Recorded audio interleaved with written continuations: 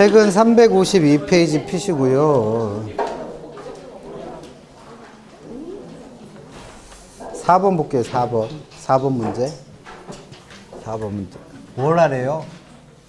4번 문제 보니까 자산 비중 및 경제 상황별 예상 수익률이 다음과 같은 때 전체 구성 자산에 뭘 구해보래요?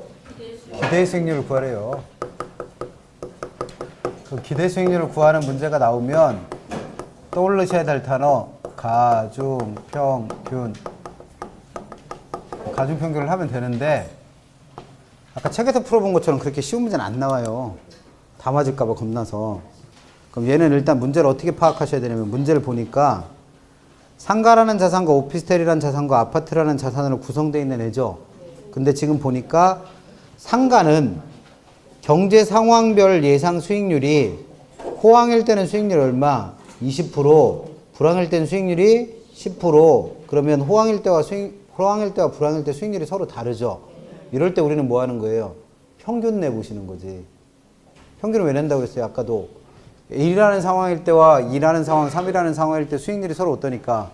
다르니까 평균 낸다며. 그러면 상가도 일단 얘가 수익률이 얼마인지를 알으려면 호황일 때와 불황일 때를 평균 내봐야 되는데 호황일 때 확률이 얼마예요? 호황이 발생할 확률. 문제에서 줬죠. 호황일 때 40%, 불황일 때 60%. 헷갈리면 무조건 어떻게 봐라? 더해서 100 되면 이게 확률입니다. 그럼 호황이 발생할 확률, 불황이 발생할 확률이 서로 다르죠. 그럼 일단 뭐를 해서 그 확률에다가 수익률 곱하고 확률에다가 수익률 곱해서 더하는 방법으로 가중평균을 해갖고 뭐를 구해야 돼요? 상가의 기대 수익률을 먼저 구해야 돼요. 똑같은 방법으로 뭐도 구하고 오피스텔 구하고 똑같은 방법으로 아파트 구해서 이 세 개의 수익률이 서로 또 다를 거 아니에요. 그러면 그 자산이 차지하는 비중에 따라서 가중치를 부여해서 또 뭐 하시면 돼? 가중평균. 그러니까 얘는 가중평균을 몇 번 하는 거다? 2번 하는 거예요. 2번. 그럼 해보면 상가 같은 경우에 호황일 때 수익률과 불황일 때 수익률이 지금 서로 다르다고 책에 문제에 나와 있는 거잖아요. 그 호황이 발생할 확률은 얼마래요? 40%. 불황이 발생할 확률은 60%.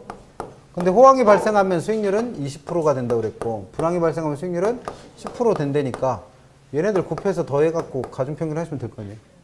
그러면 더 곱할 때는 퍼센트 곱하기 퍼센트 하면 이게 10,000분의 1 되잖아요. 그럼 숫자가 너무 커지니까 확률로 주어지는 것들은 항상 뭐로 바꾸진다? 소수로 바꿔요. 어차피 10% 단위로 주어지니까. 그럼 얘는 0.4 곱하기 20% 더하기 얘는 0.6 곱하기 10% 이렇게 되는 거죠. 그럼 얘는 계산하면 8%, 얘는 6%, 그러면 얘는 14%가 예상되는 투자 아닌 거죠. 그래서 상가의 기대 수익률을 일단 구한 거예요. 똑같은 방법으로 뭘 또 구해봐라. 오피스텔도 구해보면 오피스텔은 호황일 때 수익률이 25%, 불황일 때 수익률이 10%. 그럼 발생 확률이 서로 다르니까 또 뭐 해야 돼요? 가중평균. 그래서 0.4 곱하기 25% 더하기 0.6 곱하기 10%. 그럼 얘는 10% 나오고 6% 나오니까 16%의 수익률이 나오죠. 그럼 만약에 이 두 개로만 구성되어 있다고 가정해봐요. 그럼 서로 수익률이 다르니까 뭐 해보셔야 돼? 평균 내보셔야지, 평균. 그래서 만약에 상가의 자산 비중과 오피스텔의 자산 비중이 똑같다면 더해서 2로 나눠도 되겠죠. 근데 이때는 자산 구성 비율이 다르니까 이걸 뭐로 활용하시면 돼? 확률로 활용하시면 될 거예요, 확률. 그래서 그 자산 구성 비율도 다 더하면 얼마 돼요? 100%잖아요, 100%. 그럼 이게 뭐예요? 이게 확률이에요, 확률.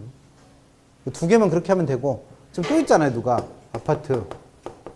그럼 아파트도 호황일 때 수익률은 10%, 불황일 때 수익률은 8%. 그럼 발생 확률이 서로 다르니까 가중평균 0.4 곱하기 10% 더하기 0.6 곱하기 8%. 그럼 얘는 4%, 얘는 68, 48니까 4.8%. 그럼 8.8%의 기대 수익률이 나오는 거죠. 그래서 만약에 상가, 오피스텔, 아파트에 발생 확률이 다 똑같으면 더해서 3으로 나누면 돼요.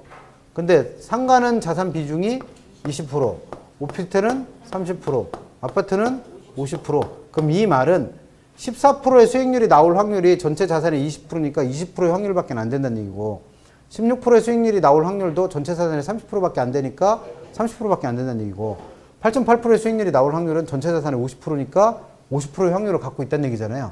그럼 얘네들이 뭐예요? 확률. 그럼 곱해서 더하시면 되겠네, 뭐.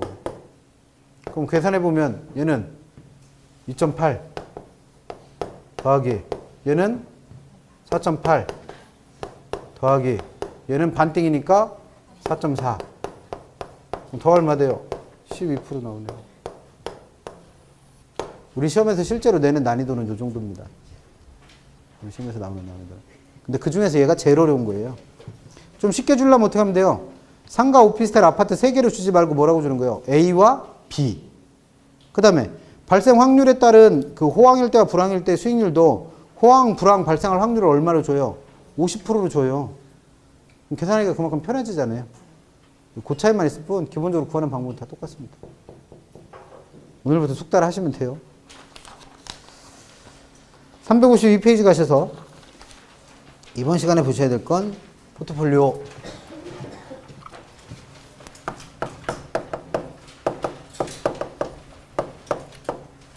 포트폴리오에서 알고 계셔야 될 건, 포트폴리오 이론에서 알고 계셔야 될 건 단락 4개.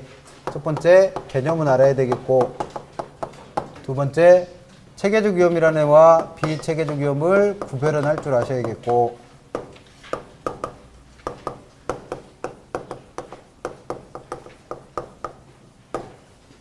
그 다음 세 번째, 상환 개수라는 것도 알아야겠고, 네 번째, 최적 포트폴리오를 선택도 할 줄 아셔야겠고,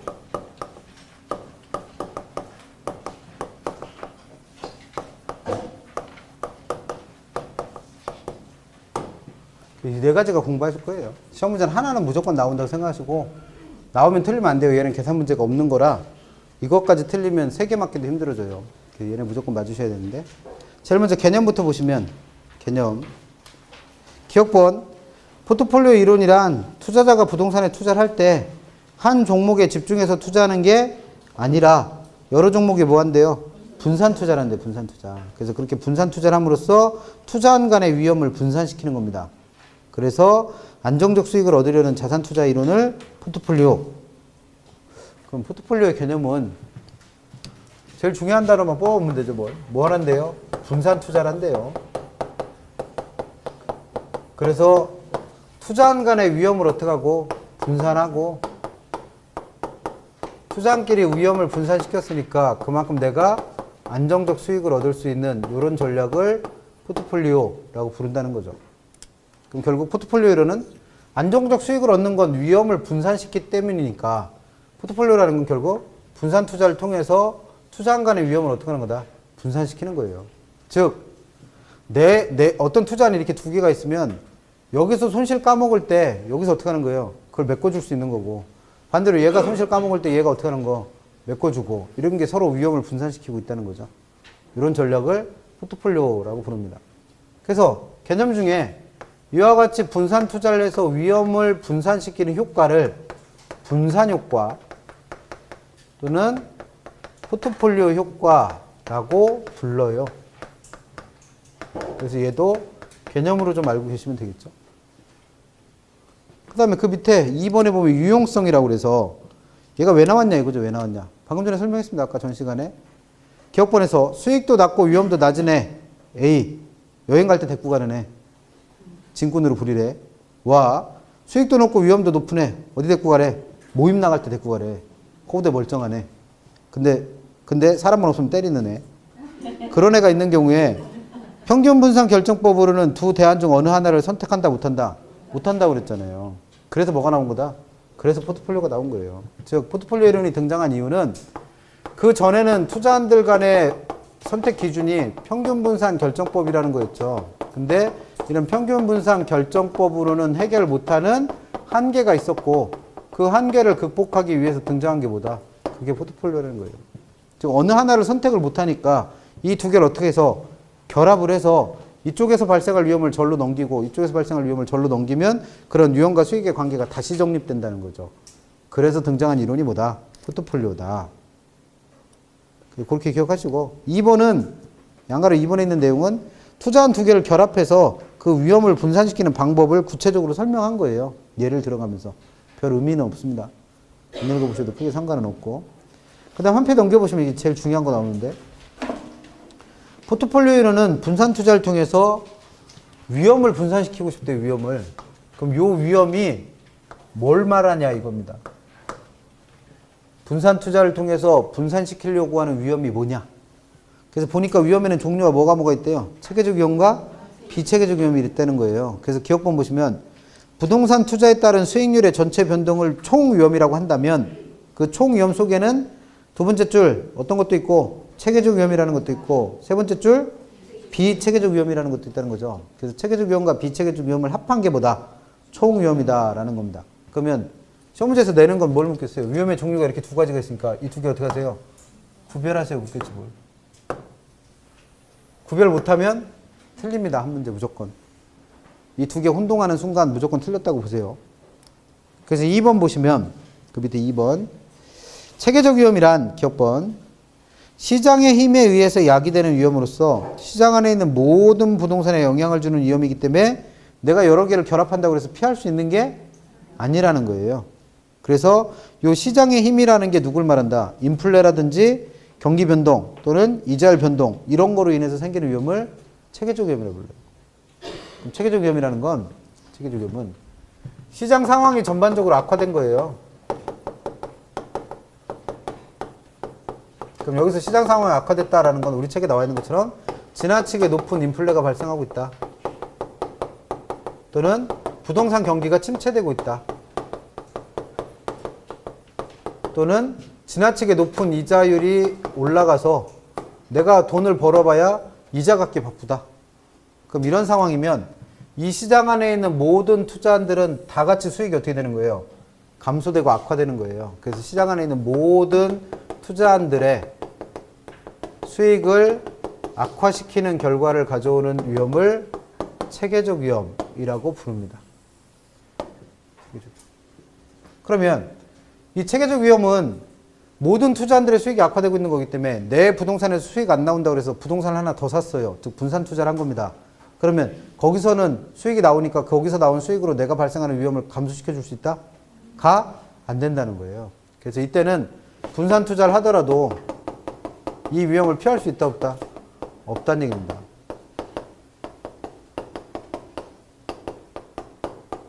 그러면 이 위험은 피할 수 없는 위험이니까 부동산에 투자하는 모든 투자자들은 이 위험은 어떻게 해야 돼요? 감수해야 돼요. 그러면 그 위험을 감수한 대가가 우리가 말하는 뭐라고 그랬고 위험 할증률이라 불렀고 그래서 얘는 위험 할증률에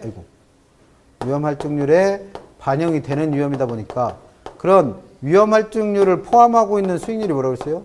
요구 수익률이라고 했죠. 요구 수익률. 그래서 그 요구 수익률에 영향을 줄 수밖에 없는 게 누구다? 이 체계적 위험입니다. 그럼 제일 중요한 건 우리가 포트폴리오 이론은 왜 배우는 거랬어요? 분산 투자를 통해서 위험을 어떻게 하는 거다? 분산. 근데 이 체계적 위험은 위험을 분산할 수 있다 없다? 없다. 그러면 포트폴리오에서는 체계적 위험에는 관심이 있다 없다? 없어요. 그러니까 포트폴리오에서 말하는 분산 투자를 통해서 분산시킨다는 요 위험은 누굴 말하는 게 아니에요. 체계적 위험을 말하는 게 아니야. 그래서 얘는 어디서만 중요한 거예요? 우리가 지금 얘기한 대로 위험 할증률이라는 건 위험에 대한 대가를 말하잖아요. 그럼 요 위험이 누굴 말하냐 이거예요. 누굴 말하냐. 여기서 위험 할증률이라 할 때 위험은 누굴 말한다?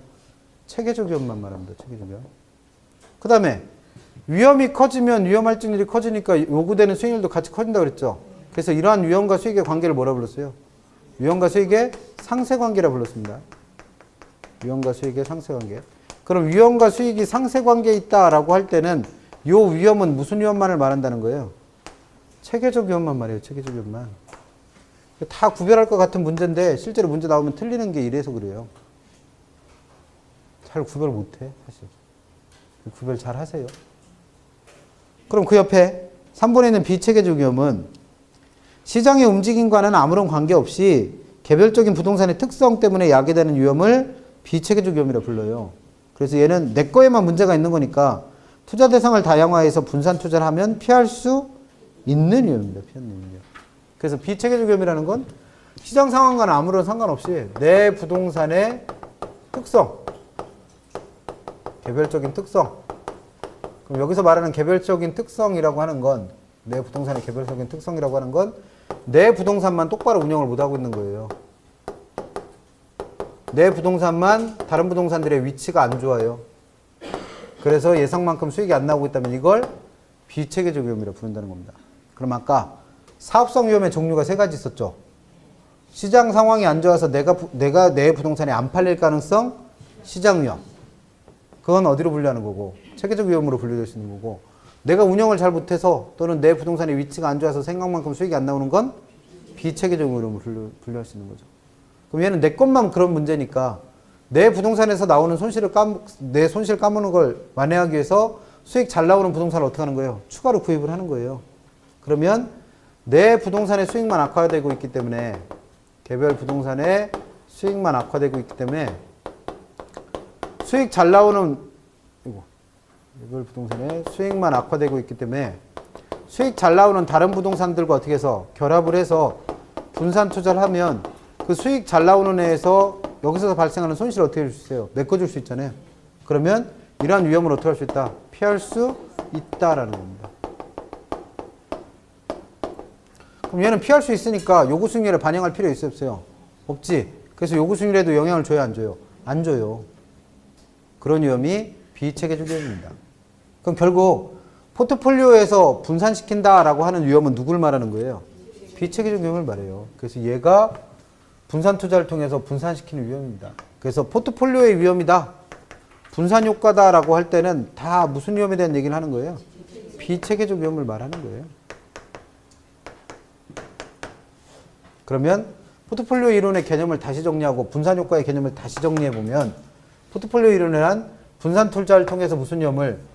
비체계적 위험을 분산시키는 걸 말하고, 그래서 이렇게 분산 투자를 통해서 비체계적 위험을 분산시키는 효과를 뭐라고 부른다? 분산 효과 또는 포트폴리오 효과라고 부릅니다. 그래서 혼동하시면 틀려요, 이 두 개는. 그래서 양가로 4번에 포트폴리오 효과의 개념 나와 있으니까 뭐 별거 아니고 방금 전에 설명했고, 그 다음에 그 밑에 동그라미 2번에 상관계수라는 게 나와요. 상관계수. 그럼 상관계수라는 건 뭐냐면 포트폴리오라는 건 분산 투자를 통해서 무슨 위험을? 비체계적 위험을 분산시키는 건데, 그 비체계적 위험을 분산시키는 방법으로 얘는 어떤 걸 선택한 거예요?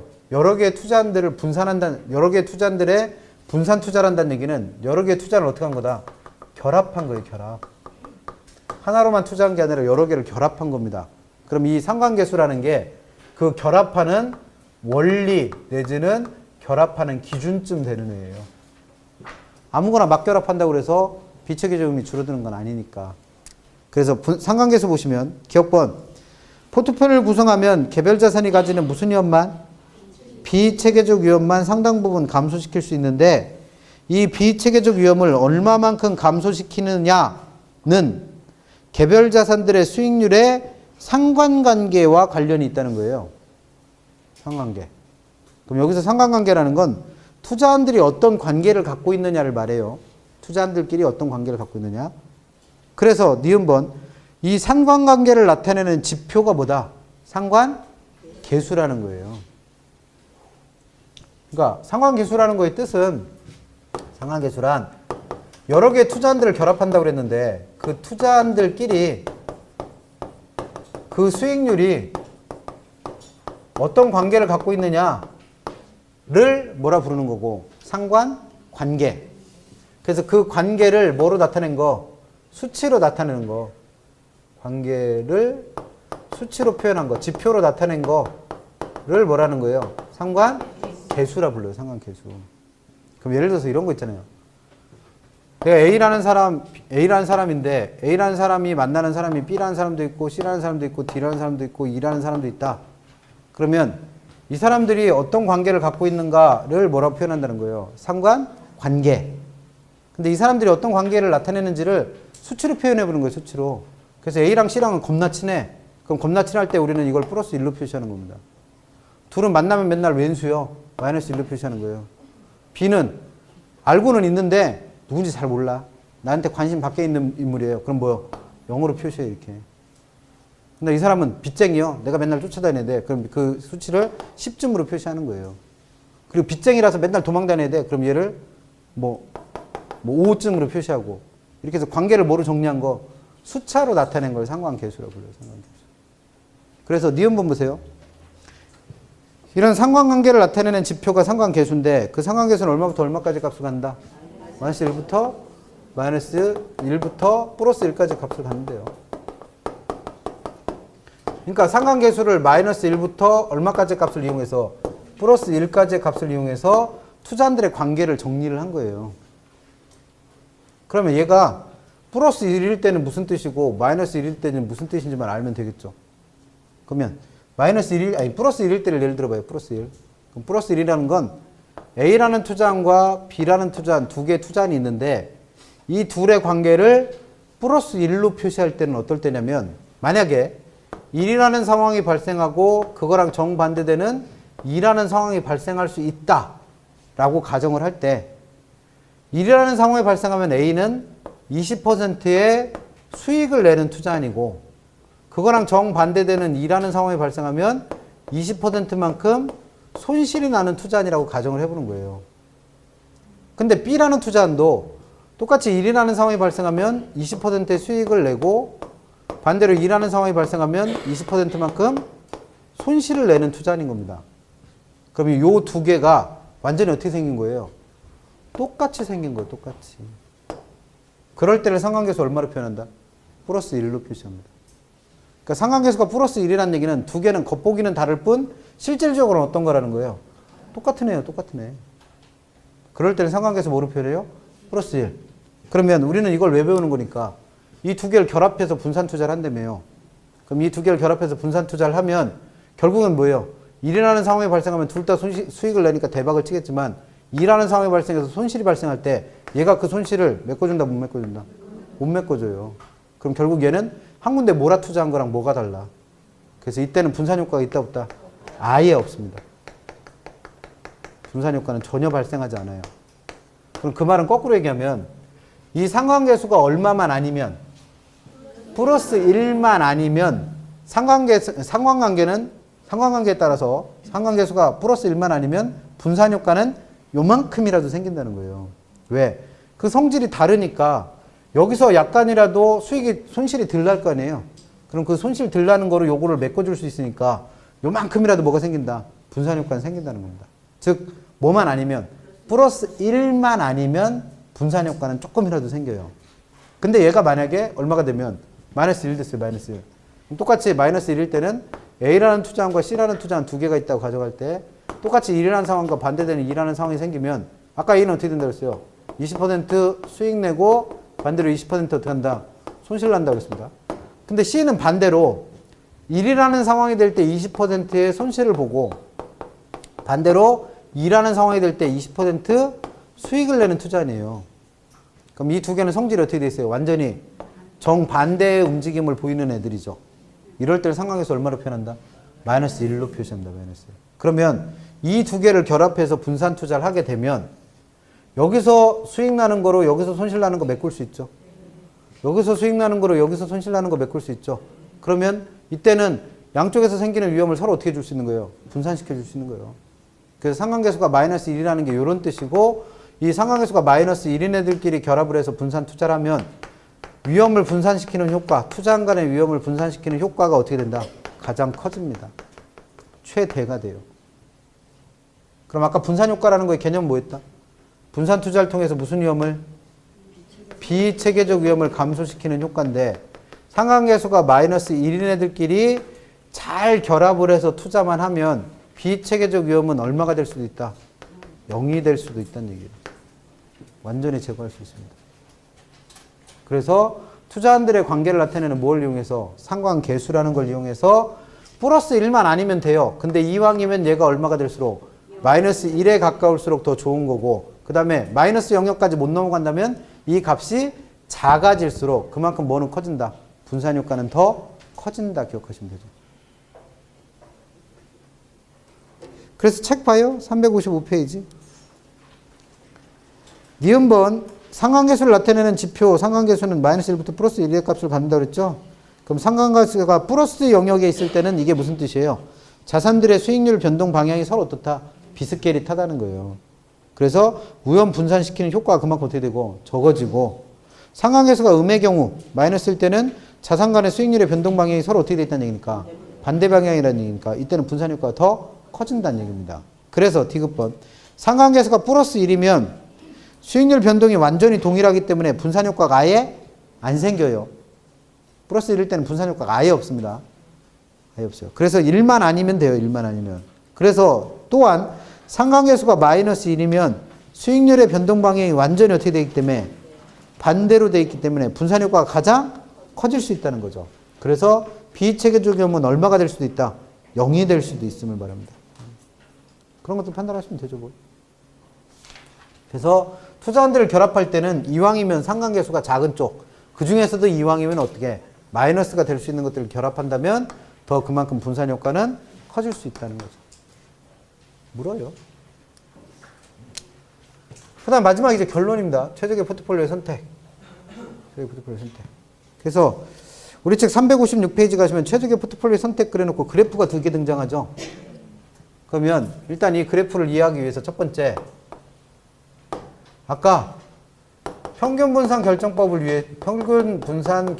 이용해서 평균 분산의 지배 원리를 만족시키는, 즉 평균 분산의 지배 원리로는 더 이상 우월 관계를 판단하지 못했던 투자들이 있었죠. 걔네들 뭐라고 했어요? 효율적 투자 대안 또는 효율적 포트폴리오라 불렀고, 걔네들을 연결하면 이게 뭐가 된다? 효율적 프론티어 또는 효율적 전선이 된다고 그랬죠. 근데 그 효율적 프론티어의 모양은 어떤 형태로 됐어요? 위험과 수익이 비례관계, 상쇄관계이기 때문에 상향하는 모양이 된다고 그랬어요. 그래서 얘를 하나 일단 도출하고. 왜? 아무리 투자한들을 결합할 때도 다른 투자한들에 비해서 어떤 걸 선택해야 되겠어요? 효율적인 투자 대안들을 선택했죠. 아까 A, B, C, D, E, F 있으면 그 중에서 가장 효율적인 투자한들끼리 연결을 해야 될 거 아니에요. 걔네들끼리 결합을 해야겠죠. 그래서 일단 뭘 찾는 거예요? 가장 효율적인 투자 대안들을 찾아요. 그리고 두 번째, 투자자마다 위험에 대한 태도가 다 다르다고 그랬죠? 그래서 그런 투자자들의 위험에 대한 태도를 나타내는 게 무차별 곡선이라고 그랬습니다. 효용 무차별 곡선. 근데 그 효용 무차별 곡선의 모양은 어떤 형태가 된다고 그랬어요? 아래로 볼록한 모양이 된다고 그랬어요. 모든 경우가 다 그런 게 아니라 우리는 어떤 사람을 가정했기 때문에 위험 혐오형 또는 위험 회피형 투자자들을 가정하기 때문에. 그래서 아까 평균분산 결정법 이런 거 설명하면서 그래프 2개 기억하시랬죠? 무차별 곡선과 효율적 전선. 그래서 우리 책에 보시면 1번에 효율적 포트폴리오라고 설명 나오죠? 이게 효율적 투자 대안이에요. 효율적 투자 대안. 그래서 이 효율적 투자 대안을 어떻게 찾아라? 그 옆에 357페이지 효율적 포트폴리오 또는 효율적 투자 대안이란 평균 분산의 지배 원리를 만족하는 포트폴리오들을 말한다. 그럼 아까 했던 것처럼 누구? A나 D 이런 것들이 되겠죠. 그 다음에 2번 효율적 투자선. 한글로는 뭔지 잘 모르겠어요. 영어로 보니까 뭐라고 됐어요? Efficient Frontier 또는 효율적 전선. 그럼 이 효율적 전선이라는 게 뭐예요? 니은번 따라서 효율적 투자선 또 효율적 전선이라는 건 효율적 포트폴리오를 모두 연결한 선, 즉 평균 분산법을 만족시키는 투자 대안들의 집합을 말하죠. 근데 그 모양이 어떻게 생긴다고 그랬어요? 리을번에 이런 효율적 전선의 모양이 우상향한다고 그랬습니다. 그럼 얘가 우상향하는 이유는 주어진 위험하에서 투자자는 더 이상의 수익을 얻을 수 없기 때문에 더 많은 수익을 얻으려면 그만큼 더 많은 위험을 감수해야 되는 무슨 관계가 있어서 위험과 수익의 상쇄 관계 때문에. 그래서 뭘 그린 거예요? 효율적 전선을 그린 거예요. 그럼 그려봐요. 여기가 평균으로 표시되는 수익을 표시하고 여기가 분산으로 표시되는 위험을 표시하고. 그래서 아까 무차별 곡선을 그리려면 뭐가 필요하다고 했어요? 평균 분산 평면이 필요해요. 우리 책은 엉뚱한 거 그려놓고 있다고.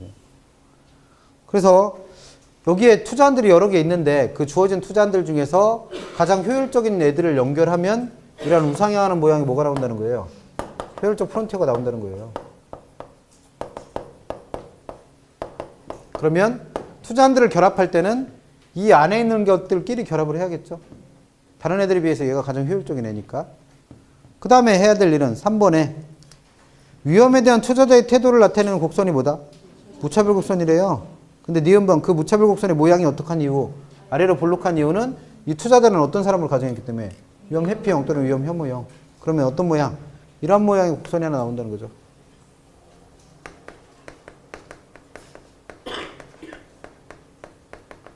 그래서 이렇게 두 개의 곡선을 두 개의 곡선을 그려놓고 4번. 우리가 찾으려는 게 뭐예요? 최적 포트폴리오잖아요, 최적 포트폴리오. 그럼 그 최적 포트폴리오는 어디서 찾아라? 디귿번. 따라서 최적 포트폴리오는 효율적 전선과 투자자의 위험에 대한 선호도를 나타내는 무차별 곡선이 어떻게 하는 점이다? 접점. 그럼 요 점이죠, 뭘. 그럼 요 점이 이와 같은 무차별 곡선을 갖고 있는 투자자들에게 가장 최적화된 뭐다? 최적의 포트폴리오가 된다는 거죠. 이게 결론이에요. 근데 아까 설명할 때 이런 위험 회피형 투자자에도 종류가 둘이 있다고 그랬죠. 뭐 보수적 투자자와 공격적 투자자. 그럼 그 말은 이 사람들에 따라서 이 무차별 곡선의 모양이 서로 어떨 수 있다? 다를 수 있다는 거예요. 그래서 365페이지에 있는 그래프가 하나만 그려진 게 아니라 여러 개가 그려진 거예요. 그러면 이런 모양의 무차별 곡선을 갖는 사람도 있을 수 있다는 얘기죠. 그럼 이 사람의 최적 포트폴리오는 여기잖아요, 여기. 그럼 이걸 A라고 해보고 이걸 B라고 해보면 A와 B가 누가 보수적인 사람이고 누가 공격적인 사람인지 골라내라는 겁니다. 그럼 A는 어떤 특징을 보여요? 수익이 낮아도 돼요. 위험만 줄일 수 있으면. 그러면 A는 이 사람보다 위험을 더 싫어하는 사람이죠. 그래서 이 사람은 뭐라는 거예요? 이 사람은 보수적 투자자라 불러요.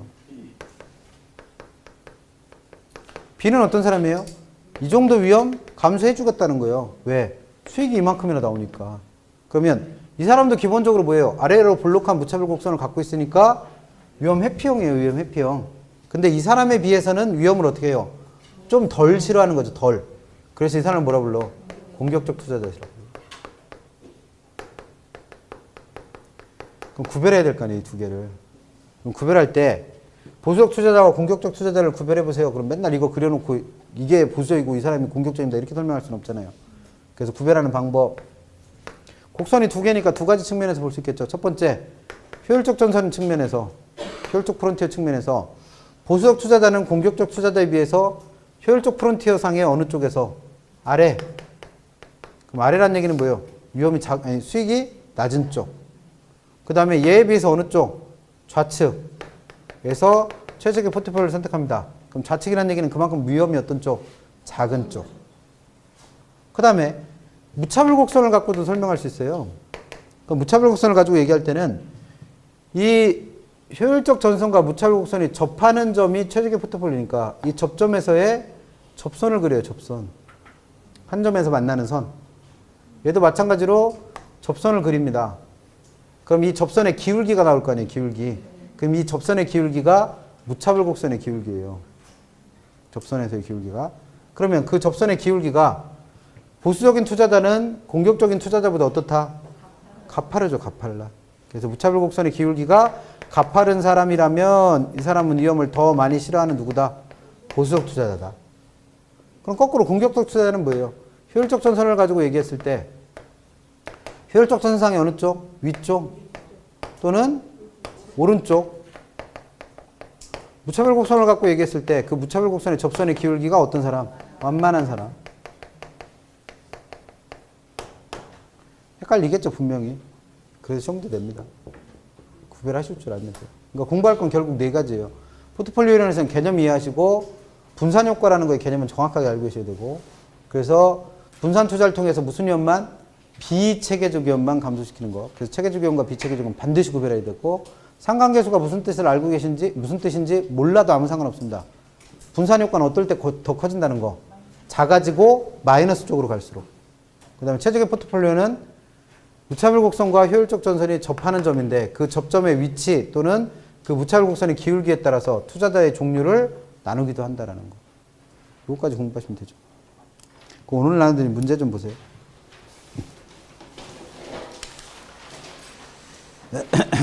2번부터 봐요. 2번.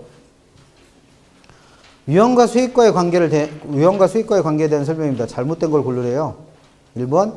위험과 수익은 무슨 관계다? 비례관계래, 비례관계. 그래서 높은 수익을 얻으려면 높은 위험을 부담해야죠. 2번. 일반적으로 위험과 수익이 비례할 때의 위험은 무슨 위험만을 말한다? 뻥치시네. 그래서 여기다 써놓고 가잖아요. 그래서 구별 못하는 분이 있다고. 그러니까 시험에 맨날 나오지. 위험과 수익의 비례관계를 할 때는 무슨 위험만 말이에요? 체계적 위험을. 얘는 피하는데 왜 수익에 영향을 줘? 그래서 2번도 맞습니다. 3번 부담하는 위험이 크면 클수록 요구하는 수익률도 커지죠. 이게 위험과 수익이 비례관계에 있다는 얘기잖아요. 4번 무위험률과 위험할증률만 합한 걸 위험할증률이 포함된 할인율이다. 그래서 위험 조정률 또는 위험 조정 할인율이라 부르죠. 5번 위험할증률이라 할 때 이 위험은 무슨 위험이 커짐에 따라 체계적 위험이 커짐에 따라 증대되는 걸 말하죠. 그럼 답은 5번만 틀렸습니다. 괜히 써놓는 게 아니에요. 구별 못하는 분이 있어서 써놔. 옛날엔 이런 거 안 썼어요. 그냥 여기까지만 딱 쓰고 말았는데 아주 틀려. 오죽답답하면 써놓고 가고 있어. 그 답은 5번입니다. 4번은 풀어드렸죠? 5번 가봐요. 이게 작년 문제일 거예요 아마. 5번 문제가. 부동산 투자의 기대 수익률과 위험에 관한 설명으로 옳은 것 찾습니다. 그래놓고 단 투자를 어떤 사람이다? 위험 회피형이다. 1번 부동산 투자안이 채택되기 위해서는 요구 수익률이 기대 수익률보다 커야 된다. 지금 누가 크다는 거예요? 요구 수익률이 더 크다는 거죠. 그러면 기대 수익률이 더 작다는 얘기니까 투자해요 안 해요? 안 한다고 배웠습니다. 그럼 1번은 틀렸고 2번 평균 분산의 지배 원리에 따르면 A 투자안과 B 투자안의 기대 수익률이 똑같아요. 그럼 기대 수익은 똑같은 거죠? 수익률은 똑같아요. 근데 A 투자안보다 B 투자안의 기대 수익률의 표준 편차가 더 크다면 그럼 이 표준 편차가 나타나는 건 뭐예요? 위험이잖아요, 위험. 그럼 위험은 지금 누가 더 크다는 거예요? B 투자안의 위험이 더 크다는 얘기죠. 그럼 사람들은 누구를 선택한다? A 선택한다 그랬죠. 이걸 분산의 지배 원리라 불렀습니다. 그럼 답은 2번이 맞았네. 3번 투자자가 위험을 회피할수록 위험과 기대 수익률의 관계를 나타낸 투자자의 무차별 곡선. 그럼 무차별 곡선은 어디서 그려야 된다는 거예요? 평균과 분산 평면상에서 그려야 된다는 거예요. 그럼 이 사람이 위험을 회피할수록 이란 얘기는 이 사람이 공격적인 사람이다? 보수적인 사람이다? 보수적인 사람이란 얘기죠. 보수죠. 그럼 보수적인 사람의 무차별 곡선의 기울기는 어때요? 완만한 게 아니라 가팔라야죠. 가팔라. 4번 투자 위험과 기대 수익률은 부의 상관관계를 갖는다. 위험과 수익은 무슨 관계를 했어요? 비례관계. 그럼 비례관계면 마이너스 상관관계 아니라 뭐요? 플러스 돼야죠. 플러스. 5번 무위험률의 상승은 투자자의 요구 수익률을 하락시키는 요인이다. 요구 수익률은 어떻게 구성되어 있다고 그랬어요? 무위험률 더하기 위험할증률 더하기 예상 인플레이션율. 그러면 무위험률이 커지면 요구 수익률도 같이 커지죠. 답은 그래서 몇 번? 2번. 6번 포트폴리오 이론에 따른 부동산 투자의 포트폴리오 분석에 관한 설명으로 옳은 것 찾으래요. 1번 인플레이션, 경기 변동 등의 체계적 위험. 얘가 체계적 위험인 건 맞죠? 근데 얘는 분산 투자를 통해서 제거가 가능하다? 못 피합니다. 못 피해. 그럼 1번은 틀렸고 2번 투자 자산 간의 상관계수가 1보다 작을 경우 그럼 1만 아니면 뭐가 생긴다? 분산 효과 생긴다고 그랬잖아요. 그래서 1보다 작을 경우 포트폴리오 구성을 통한 위험 절감 요하가 아니라 뭐요? 효과. 어떻게 이런 오타가 나왔지? 이런 오타가 나온 거 보니까 이것도 작년 문제인가 봐요. 작년 문제는 제가 워딩을 안 해서 워드를 안 쳐갖고 얘가 작년 문제인 것 같다. 위험 절감 효과는 나타납니다. 요만큼이라도 생긴다고 그랬어요. 3번 두 개의 투자 자산의 수익률이 서로 다른 방향으로 움직인다. 그럼 반대 방향으로 움직이면 상관계수는 뭐의 값을 갖는다고 그랬어요? 마이너스. 마이너스 값을 가지고서 분산 효과는 더 커진다 했죠. 커진다. 4번 효율적 프론티어와 투자자의 무차별 곡선이 접하는 점이 뭐다? 최적 포트폴리오다. 그럼 4번은 맞았네요. 5번 포트폴리오에 편입되는 투자 자산 수를 늘린다. 그럼 분산 투자가 이루어지고 있다는 거죠. 그러면 체계적 위험은 줄어요? 체계적 위험은 어떤 방법을 써도 못 줄인다고 그랬어요. 그럼 무슨 위험만 주는 거예요? 비체계적 위험만. 그럼 비체계적 위험이 줄었으니까 그 결과로 총 위험은 줄어들죠. 총 위험은 체계적 위험과 비체계적 위험 합한값이라 했으니까. 그래서 옳은 거 찾으시니까 답은 4번 찾으면 됩니다. 7번. 다 비슷한 얘기니까 2번 볼게요. 답만. 체계적 위험은 지역별 또는 용도별로 다양하게 포트폴리오를 구성하면 피할 수 있다? 체계적 위험은 못 피해요. 못 피해. 그러니 이걸 헷갈리면 한 문제 무조건 틀린다고 봐야죠. 8번은 조금 이따 볼 거고. 9번. 부동산 투자의 위험과 수익, 포트폴리오 이론에 대한 설명 중 가장 적절하지 않은 것 찾으랍니다. 1번. 위험을 처리하는 방법 중 위험 조정 할인율법. 개념 아시면 더 좋고 결론만이라도 기억하다 그랬죠? 그럼 위험 조정 할인율법에서는 위험이 큰 투자일수록 위험 할증률이 높아지니까 할인율도 같이 높아졌었죠. 그러면 얘는 낮은 할인율을 적용하는 게 아니라 높은 할인율을 적용해줘. 그럼 1번이 틀렸네. 2번. 포트폴리오에 편입되는 투자안의 수를 늘리면 늘릴수록 무슨 위험만? 비체계적 위험만 감소한다고 그랬죠? 이걸 무슨 효과? 포트폴리오 효과. 3번. 투자자의 요구 수익률은 위험이 증대에 따라 같이 늘어난다고 그랬죠? 그래서 이걸 무슨 관계? 위험과 수익의 상쇄 관계를 한다. 그 다음에 4번. 포트폴리오 구성 자산들의 수익률 분포가 완전한 음해상관관계에 있을 때, 그럼 얘네들은 완전히 정반대로 움직이는 애들이라는 얘기잖아요. 그러면 그때 구성자산 비율만 잘 조절하면 분산효과가 최대가 되기 때문에 비체계적 위험은 0까지 준다고 했습니다. 0까지. 5번. 요구 수익률에는 시간에 대한 비용, 이게 누구예요? 무위험률. 위험에 대한 비용, 위험 할증률. 이 두 개 당연히 포함되어 있죠. 어떻게 구한다고 그랬습니까? 무위험률 더하기 위험 할증률 더하기 예상 인플레이션율. 그럼 답은 1번만 틀렸죠. 내는 문제 거의 똑같지 않아요? 그것만 깨달으시면 돼요. 10번은 꼭 풀어보세요. 가능하면 쉬는 시간에 풀어보시면 더 좋고, 아니면 꼭 풀어봐요. 이거는 마지막 시간에 풀어드릴게요. 잠깐만 쉬었다가 포트폴리오 다 보셨으니까 오늘 배우셔야 될 거 마지막 358페이지에 있는 화폐 시간가치 계산만 하고 마무리하겠습니다. 잠깐 쉬었다 할게요.